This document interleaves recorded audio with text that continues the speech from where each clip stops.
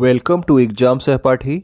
आज के इस वीडियो में हम लोग सीटेट पेपर सेकंड के लिए सोशल स्टडीज़ का अपना ज्योग्राफी वाला पार्ट कर रहे हैं और इसमें हम लोग आज का जो टॉपिक है वो है आपका अपनी समग्रता में पर्यावरण, प्राकृतिक और मानव पर्यावरण। ठीक है, तो इसके बारे में जो है जानकारी जो है आपको इसमें दी गई है आपका नेचुरल और ह्यूमन एनवायरनमेंट के बारे में। ओके, तो सबसे पहले देखते हैं आपका पर्यावरण क्या होता है। तो किसी भी आपका जीवित प्राणी के चारों ओर पाए जाने वाले लोग, स्थान, वस्तुएं और प्रकृति को पर्यावरण कहते हैं। यानी कि अगर हम हैं, एक व्यक्ति है, ठीक है, तो उसके आसपास जो लोग रहते हैं, जिस स्थान पे वो रहता है, जिन वस्तुओं का उपयोग कर रहा है, और प्राकृतिक जो उसके आसपास तालाब होंगे या फिर नदियाँ होंगी, पहाड़ होंगे, पेड़ पौधे होंगे, ये सब जो है क्या कहलाएगा, उस व्यक्ति का पर्यावरण कहलाएगा। ठीक है, तो किसी व्यक्ति के आसपास की जो चीज़ें पाई जा रही है, उसके चारों ओर जो भी चीज़ें पाई जा रही है, वो उस व्यक्ति का क्या होगा, पर्यावरण होगा। यह प्राकृतिक एवं मानव निर्मित परिघटनाओं का मिश्रण है। प्राकृतिक पर्यावरण यानी कि आपके पेड़ पौधे हो गए, मानव निर्मित यानी कि अगर उसने अपना घर बनाया है रहने के लिए, तो वो आपका मानव निर्मित जो है क्या हो जाता है, पर्यावरण हो जाता है। ठीक है, प्राकृतिक पर्यावरण में पृथ्वी पर पाई जाने वाली जीवीय और अजीवीय दोनों परिस्थितियां सम्मिलित हैं। जीवीय क्या होता है, जो आपके जीवित हैं, और अजीवीय जो जीवित नहीं है। जैसे आप नदियों को कह सकते हो जीवित नहीं है, ठीक है, पहाड़ों को बोल सकते हो। तो ये सारी परिस्थितियां जो है आपके प्राकृतिक पर्यावरण में ये सारी चीज़ें पाई जाएंगी। आपके जीवीय भी होंगी, अजीवीय भी होंगी। जीवीय में जो आपका ह्यूमन हो गया, ये भी तो आपका जीवीय हो गया। ठीक है, जो आपके जीव जंतु होते हैं वो सब भी आपके क्या हो जाएंगे, जीवीय में आ जाएंगे। अपनी विविध क्रियाओं के द्वारा मानव प्राकृतिक पर्यावरण में परिवर्तन करता है। ठीक है, तो अब ये प्राकृतिक पर्यावरण तो आपका प्रकृति ने आपको दे दिया है। उसके बाद मनुष्य वहाँ पे आप सड़कें बनाता है, डैम्स बनाता है, ठीक है, पानी को रोक कर डैम बनाएगा, ठीक, तो अपने लिए रास्ते बनाएगा। इस तरह की चीज़ें जो है करके जो है प्रकृति में जो है क्या करता है, परिवर्तन जो है मनुष्य करता रहता है। ठीक है, मानवीय पर्यावरण में मानव की परस्पर क्रियाएं, उनकी गतिविधियां और उनके द्वारा बनाई गई रचनाएं सम्मिलित हैं। ठीक है, तो मानवीय पर्यावरण में क्या शामिल है कि मानव जो भी क्रियाएं करता है, जो भी गतिविधियां हैं, उसके द्वारा जो भी चीज़ें बनाई जाती हैं, वो सब आपके मानवीय पर्यावरण में आ जाएगा। ठीक है, तो यहाँ पे देखिए एक फिगर के माध्यम से आप आसानी से समझ लेंगे इसे। जैसे कि आपका हो गया कंपोनेंट्स ऑफ एनवायरनमेंट में आपका सबसे पहले नेचुरल यानी कि प्राकृतिक पर्यावरण। तो प्राकृतिक पर्यावरण में आपके लिविंग थिंग्स आ जाएंगे, यानी कि जो आपके जीवित जीव हैं, पेड़ पौधे, पक्षी, पशु, ये सभी। ठीक है, इसके अलावा आपका लैंड यानी कि आपका स्थल मंडल जो होता है, ठीक है, लिथोस्फीयर यानी कि स्थल मंडल हो गया। ठीक है, उसके बाद आपका एयर हो गया, एटमॉस्फेयर, वायुमंडल हो गया। उसके बाद आपका जल मंडल जो होता है, ये सब क्या है, ये सब आपके नेचुरल जो है इन्वायरमेंट के पार्ट हैं, यानी कि प्राकृतिक पर्यावरण के पार्ट हैं।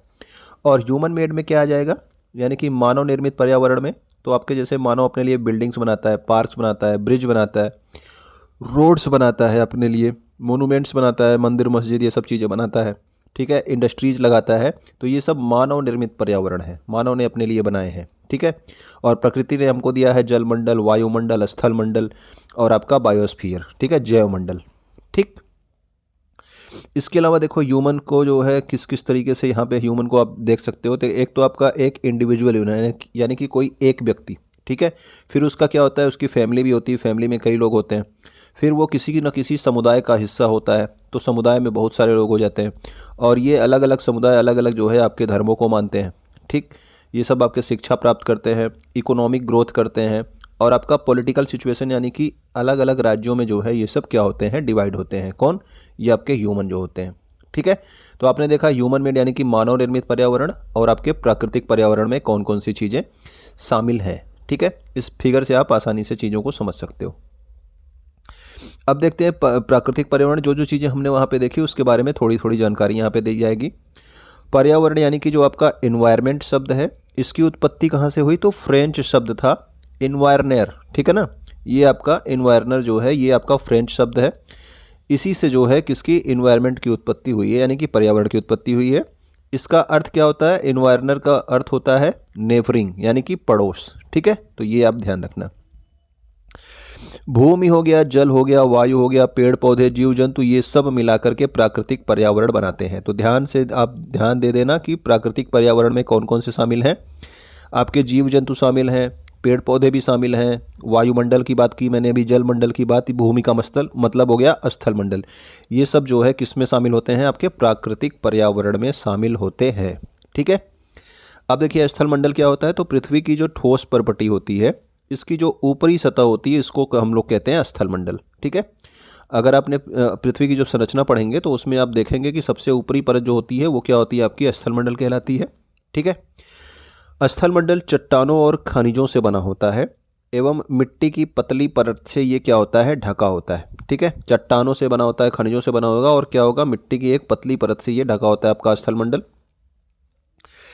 यह पहाड़, पठार, मैदान, घाटी आदि जैसी विभिन्न स्थल आकृतियों वाला विषम धरातल होता है। ऐसा नहीं है कि स्थल है तो ये पूरा एकदम ऐसे सपाट रहेगा, नहीं होता है। कहीं पे आपके पहाड़ होते हैं, कहीं पे पठार होते हैं, कहीं पे आपका मैदानी भाग होगा, कहीं पे आपकी घाटियाँ होंगी। तो इस तरह से अलग अलग स्थल आकृतियाँ जो है पृथ्वी पे बनी होती हैं। ऐसा नहीं होता कि पृथ्वी पूरा का पूरा सपाट ही रहता है। ठीक है। स्थल मंडल वह क्षेत्र है। इसके अलावा देखिए ये जो आपकी ये स्थल आकृतियों के बारे में जो आपको बताया गया है, ये आपके महाद्वीपों के अलावा महासागर की सतह पर भी पाई जाती हैं। जब आप समुद्र में देखते हो, समुद्र के अंदर भी आपका ऐसा नहीं होता कि इस तरह से पूरा का पूरा ऐसे सेम है। वहाँ पर भी ऊंची ऊंची या फिर नीचे गहरी आपके गर्त बने होते हैं। ठीक है ना, छोटे छोटे इस तरह से पहाड़ टाइप के छोटे छोटे बने होते हैं। तो समुद्र के अंदर भी ये सब स्थलाकृतियाँ आपकी पाई जाती हैं। केवल आपके सतह के ऊपर ही नहीं, आपके समुद्र के अंदर भी ये सब स्थलाकृतियाँ क्या होती हैं, पाई जाती हैं। ये भी आपको ध्यान रखना है। स्थल मंडल वह क्षेत्र है जिसमें हमें वन, कृषि और मानव बस्तियों के लिए भूमि, पशुओं को चरने के लिए घास स्थल प्रदान करता है। ठीक है। तो वन भी आपके होते हैं स्थल मंडल पे, कृषि करने के लिए मानव बस्ती जहाँ पे बस्ती है वो उसके लिए भी भूमि उपलब्ध होती है स्थल मंडल पे। पशुओं के चरने के लिए घास स्थल होता है, और यह खनिज संपदा का भी स्रोत होता है। आप सब जानते हो कि आपके पृथ्वी की खुदाई करके ही आपके खनिज संपदा जो है प्राप्त किए जाते हैं। ठीक है ना। अब देखिए जलमंडल, जल के क्षेत्र को जलमंडल कहते हैं। जलमंडल में आपके विभिन्न स्रोत जैसे आपके नदी हो गए, झील हो गए, समुद्र हो गए, महासागर हो गए, ये सब जो है विभिन्न जलाशय, ये सब मिलकर के किसका निर्माण करते हैं, जलमंडल का निर्माण करते हैं। वायुमंडल में क्या हो गया, अब देखिए जल और वायु के बारे में हम लोग एक अलग अलग से चैप्टर दिया गया है, अलग अलग से सिलेबस में आपके टॉपिक दिया गया है, उसके बारे में आपका डिटेल से पढ़ेंगे। ठीक है। यहाँ पे आपको केवल सामान्य जानकारी ले लेनी है। पृथ्वी के चारों ओर फैली हुई वायु की जो पतली परत होती है, इसको हम लोग क्या कहते हैं, वायुमंडल कहते हैं। ठीक है। पृथ्वी का गुरुत्वाकर्षण बल अपने चारों ओर के वायुमंडल को थामे रखता है। ठीक है। तो पृथ्वी का जो गुरुत्वाकर्षण बल है, गुरुत्वाकर्षण बल के कारण ही जो अब पृथ्वी का वायुमंडल है वो जो है आपका रुका रहता है। ठीक है ना। यह सूर्य के झुलसाने वाली गर्मी और हानिकारक किरणों से भी हमारी रक्षा करता है। जब आप वायुमंडल पढ़ोगे तो आप देखोगे कि वहाँ पे एक समताप मंडल होता है। ठीक है। जहाँ से जो है आपका ओजोन परत होती है, और वो जो है सूर्य की किरणों को जो है, हानिकारक किरणों को पृथ्वी पर आने से रोकती है। ठीक है। इसीलिए ऐसा लिखा गया है। इसमें कई प्रकार की गैसें, जो आपका वायुमंडल होता है इसमें कई प्रकार की गैसें होती हैं, धूल के कण होते हैं और जलवाष्प उपस्थित रहते हैं। ठीक है। वायुमंडल में ये सारी चीज़ें भी उपस्थित होती हैं, अलग अलग गैसें, धूल कण और जलवाष्प। वायुमंडल में परिवर्तन होने से मौसम और जलवायु में परिवर्तन होता है। ठीक है। जब भी वायुमंडल में कुछ परिवर्तन होगा तो आपका मौसम बदल जाएगा। ठीक है। जलवायु में परिवर्तन होता है, ये सब आपके वायुमंडल में परिवर्तन होने के कारण ही होता है। अब देखिए जैवमंडल की अगर बात करें तो जैवमंडल क्या है, जैवमंडल जो है ये पादप एवं जीव जंतु मिलाकर के जैवमंडल या फिर सजीव संसार का निर्माण करते हैं। यह पृथ्वी का वह संकीर्ण क्षेत्र होता है जहाँ पर स्थल, जल और वायु मिलकर के जीवन को संभव बनाते हैं। ठीक है। जैसे आप देखा ये केवल आपके जलमंडल यहाँ पे दिखा रहा है, वायुमंडल ये आपका वायु वाला पार्ट दिखा रहा है। ठीक है। ये आपका जलमंडल हो गया, वायुमंडल, फिर ये स्थल मंडल हो गया। तो पृथ्वी का एक ऐसा पार्ट होता है जहाँ पे जो है ये तीनों मिल करके क्या करते हैं, जीवन को संभव बनाते हैं।